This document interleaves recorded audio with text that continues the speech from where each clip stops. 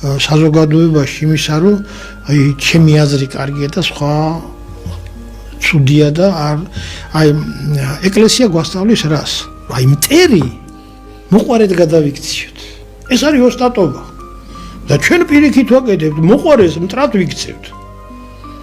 აღარ ჩვენ გვინდა დანახვამისი, აღარც იმას უნდა და ვემალებით ერთმანეთს მისი აზრი მე ჩვენ აზრს სხვაგან გამოვთქვათ, ეს დამჯღრეული ტელეფონი კიდე აგორდება და მე ეს პატარა ცუდი აზრი დიდ ტალღათა და ცუნამად გადაიქცევა და ქოლავთ ერთმანეთს. ეს აურა ჩვენზე მოქმედებს.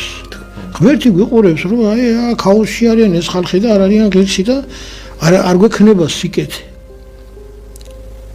თუ აი დიდი ჯულის კანონი, რომელიც კონსტიტუცია მე ვიტყოდი, სად იყო კონსტიტუცია მაშინ, როდესაც ეს დაიწერა, რომ გეუბნება იწყება რითი, მოციქულთა კანონებით და მოციქულთა კანონების წინ არის ესეთი მიმართება, თუ ამ წესებს და კანონებს დაიცავ, არ გექნება შფოთი და არეულობა ეკლესიაში და ქვეყანაში.